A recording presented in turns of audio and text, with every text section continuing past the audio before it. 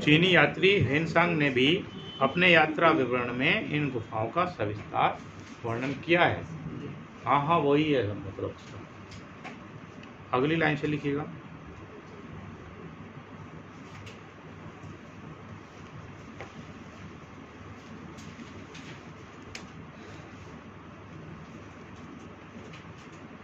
प्राचीन काल में अजंता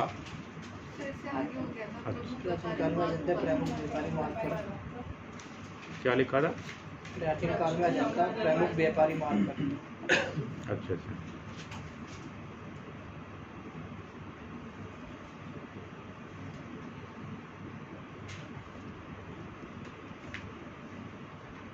प्रमुख व्यापारी मार्ग पर स्थित था।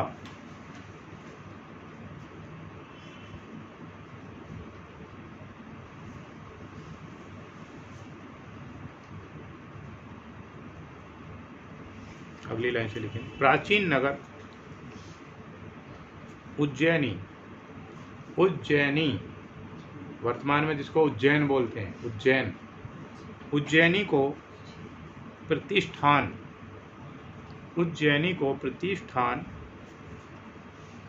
से जोड़ने वाला मार्ग, प्रतिष्ठान से जोड़ने वाला मार्ग माहिष्मती, माहिष्मती सुना है जी। Mahishmati comma Burhanpur, Burhanpur, yes Burhanpur comma Ghatotkach, Ghatotkach comma Ajanta और एलोरा होते हुए, और एलोरा होते हुए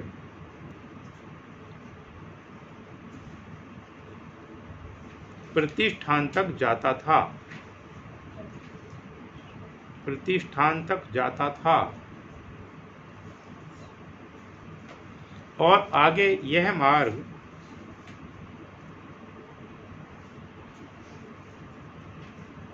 तगर, तय गैर तगर,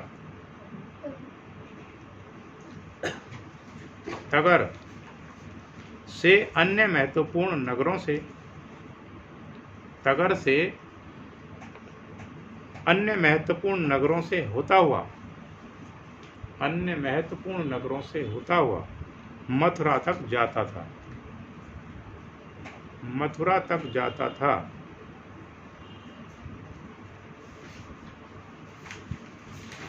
घटोत्कच कौन था?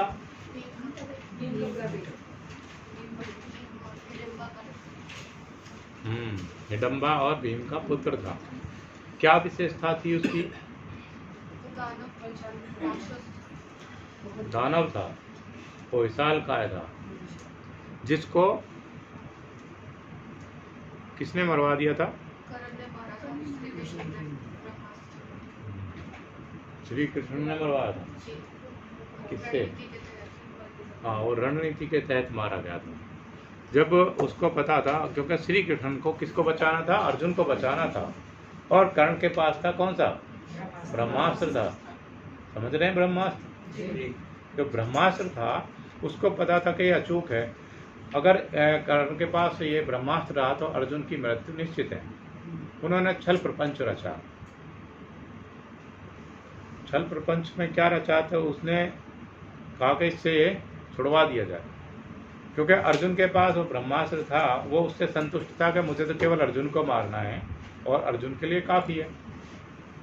तो उसने घटोत्कच को उतरवा दिया युद्ध में। घटोत्कच क्या था? क्योंकि दानव था, और वो जैसे ही आया युद्ध में और सारी सेना को पकड़ पकड़ के खाने लगा, और सारी सेना में भगदड़ मच गई।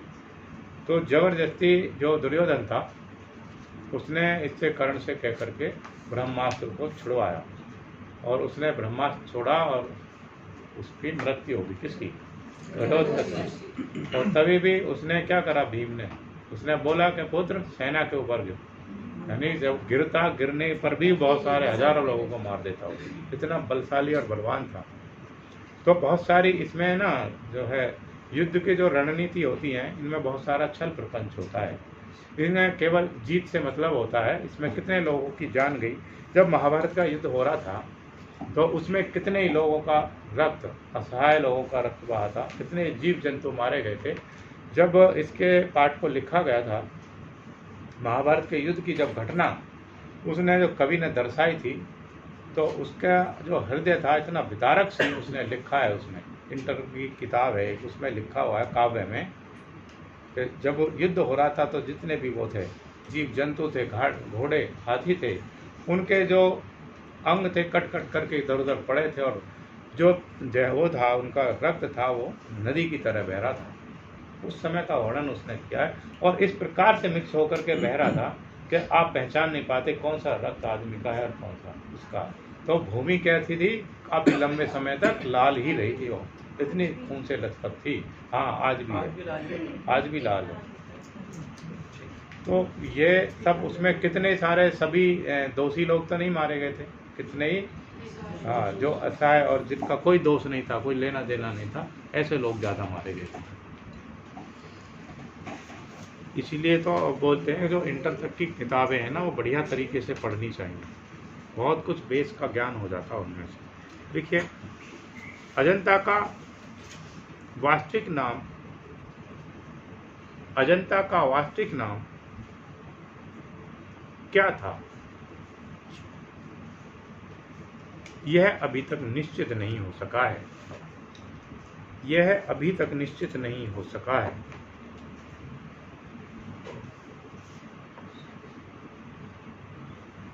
अगली लाइन से लिखेंगे, इंपॉर्टेंट सवाल है। एक प्राचीन बौद्ध ग्रंथ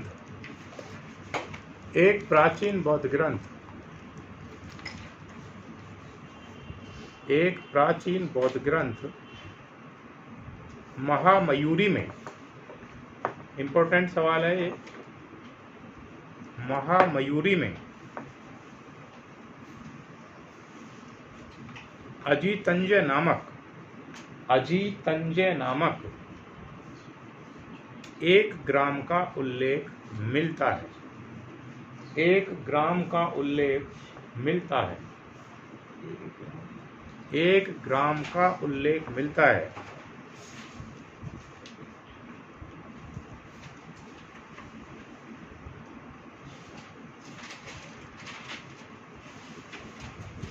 अतः यह माना जा सकता है कि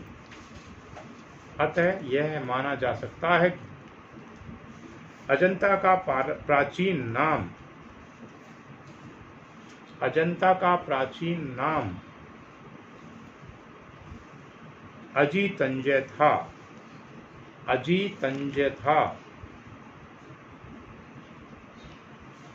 जो बाद में चलकर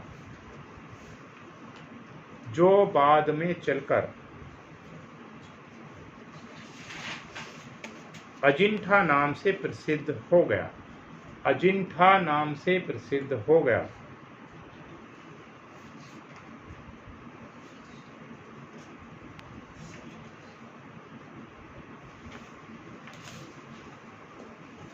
अगली लाइन से लिखेंगे, इंपॉर्टेंट सवाल है।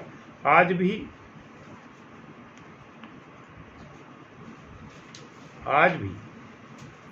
गुफाओं से कुछ दूरी पर अजिंठा नाम का एक छोटा सा ग्राम है।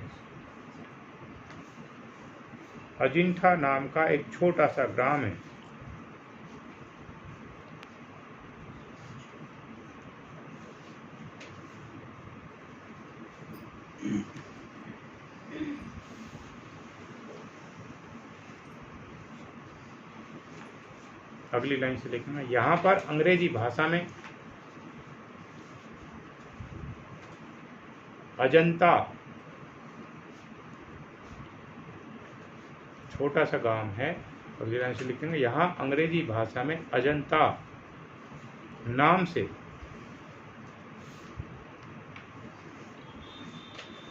लिखिएगा, यहाँ की जगह लिखिए यही अजंता, यही अंग्रेजी भाषा में अजंता नाम से उच्चारित होने लगा। यही अंग्रेजी भाषा में अजंता नाम से उच्चारित होने लगा। और हिंदी में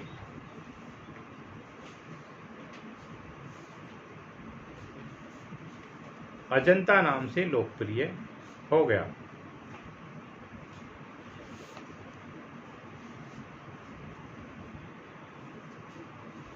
अगली लाइन से लिखेंगे, वर्तमान में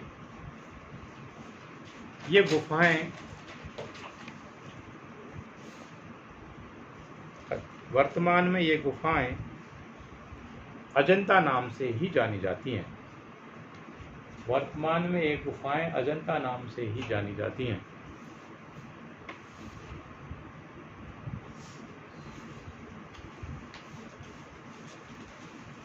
अगली लाइन से लिखें,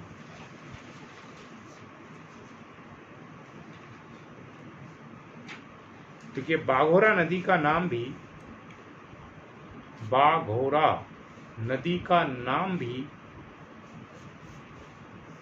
व्याघ्रपुर से निर्गत हुआ लगता है। व्याघ्रपुर से निर्गत हुआ लगता है।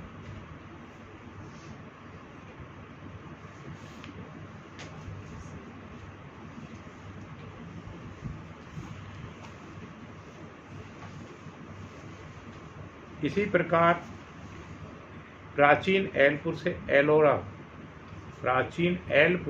एलोरा नाम बना है। एलपुर से एलोरा नाम बना है।